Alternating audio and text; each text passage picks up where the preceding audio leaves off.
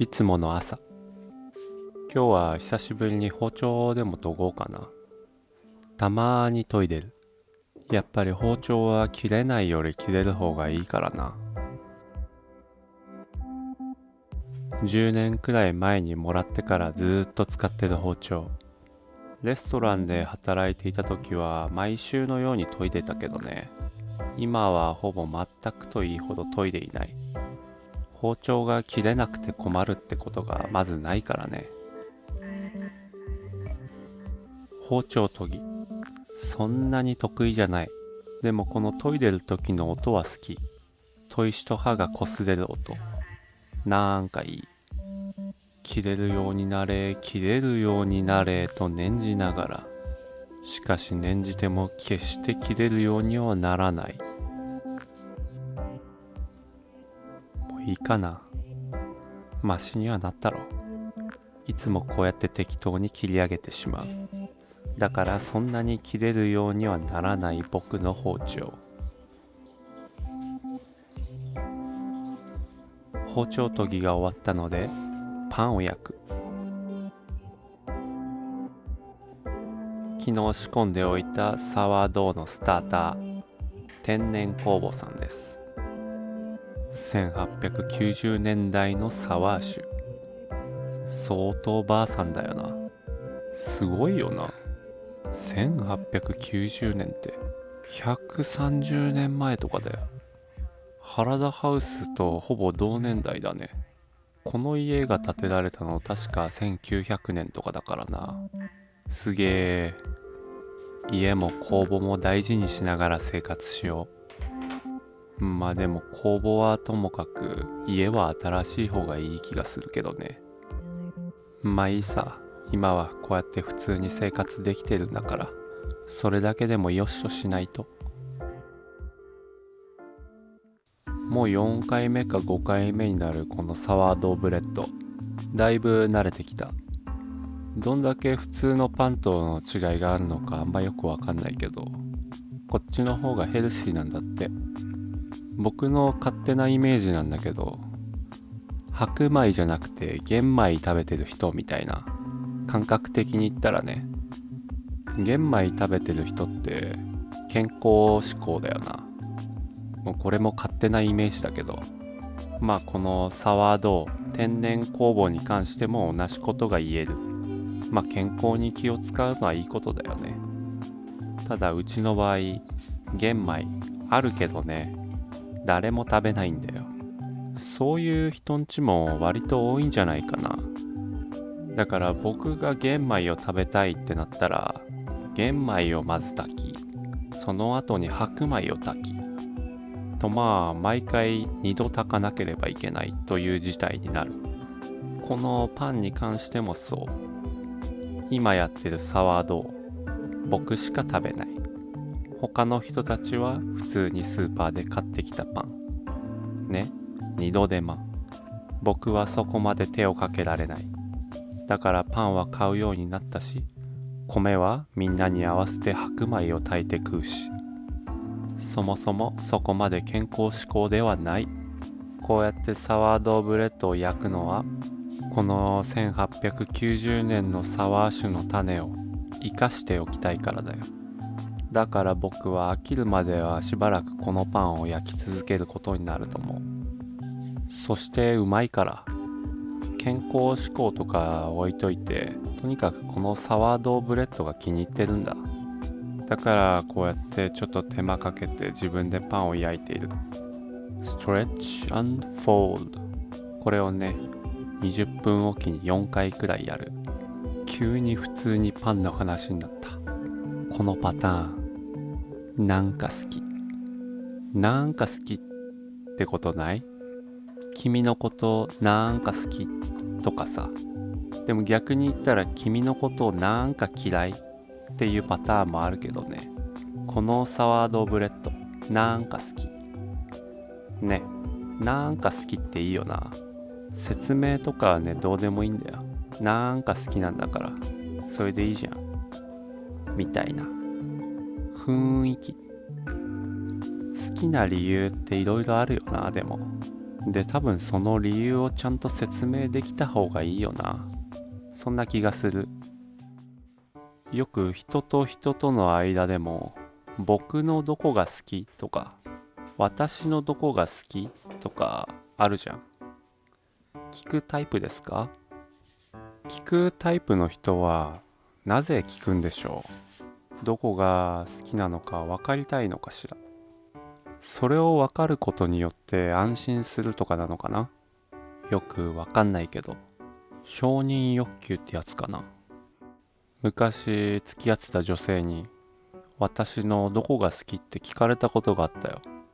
で、僕は答えた。なんか好きって。したらなんか怒られた。なんで怒るのって聞いたら、そういうのが聞きたかったんじゃないんだって。なんか好きって言われたら僕だったら嬉しいけどね。だからこのサワードブレッドね、どこが好きって聞かれたらなんか好きって答えるんだけど、サワードブレッドに怒られるかしら。まあでもこの子は相当長生きしてるので、心も相当広いと思われる。だから好きな理由がなんか好きでも別に気にも留めないでしょ。まあ何にせよ好きな理由は明確に答えられる方がいい気がする。だからこれから少しなんか好きってのをやめようかなと。そんなことを考えながらパンを焼く原田です。なんとなく形を作ったらつまんで生地を塞ぐ。また急に普通にパンの話になるパターン。なんかベネトンっていうね、専用の容器があるんだけど、それ持ってないからね、ラーメン丼を使うよ。もうちょっと慣れてきたらいろいろ専用の道具も揃えようかなと思うけど、まだそこまでこれでいいやっていう感じでやってるからね。粉まぶして丼に入れておく。なんかちょうどいいサイズ感。さあ、あとはひたすら待つだけだよ。別に難しいことはないんだけど、ものすごく時間かかるよね。こっから12時間くらい放置するから。冷蔵庫の中でもいいんだけど、室温10度くらいだからそのまま冷蔵庫の上で放置する。そして次の日、まずはオーブンのスイッチを入れる。そして鍋も一緒に温めておく。さて生地はどうなってるかな。結局16時間くらい放置してたな。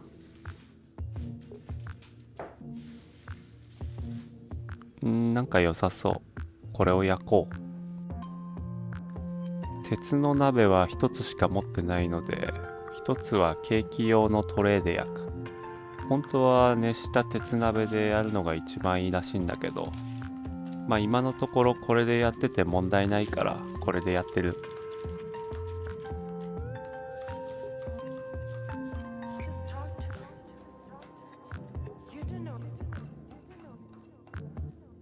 苦手なパート。でも研いだばかりの包丁だからいつもよりは切れるんじゃないか。いつもと変わらねえ。ふにゃーってなってる。そういえばキッチンバサミでやったらっていう人いたな。忘れてたね。もしかしたら今んとこ一番嫌いなパートかも。この切るとこ。ほらもうブニャーってなってるもん。絶対間違ってるこれ。鍋が温まった。いよいよ焼く段階だ。なんか生地相当ペターってなっちゃったね。もしかしたら過発酵だったのかもな。表面に粉を振りまく。このパート好き。なんか好き。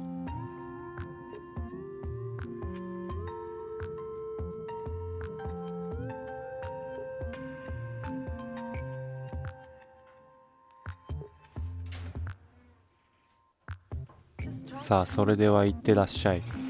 いい感じに焼けますようにと願いを込めて蓋を閉める。この子には蓋がないのでアルミホイルを利用してなんとなくかぶせておく。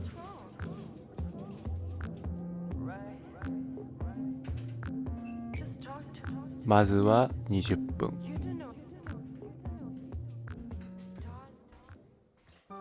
はい、最初の20分が経ちました。さて、どうなってるかな？様子を見る。おー、膨らんでる。大丈夫そうだね。鍋の方はどうでしょうか？おー、こっちも結構膨らんでる。蓋とアルミホイルはもう外したまま。そしてオーブンの温度を下げる。そしてまた20分のタイマーをセット。そしてその時は来た。ドン。はい、どうでしょう。なんか良さそう。これでいいでしょう。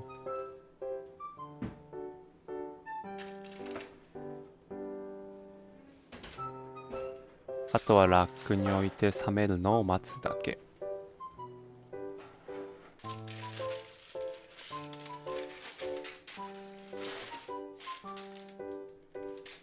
焼き上がったサワードブレッド。そんなに悪くない。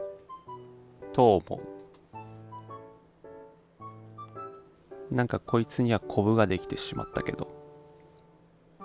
わりかしうまく焼けたんじゃないでしょうか、今回のサワードブレッド。冷めたらコーヒー入れて味見しようっと。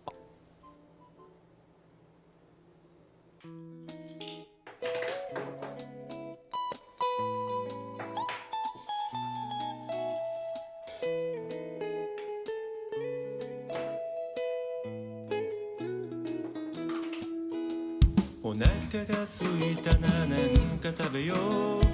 動き出すのはそれからにしよう。気分に合った食材と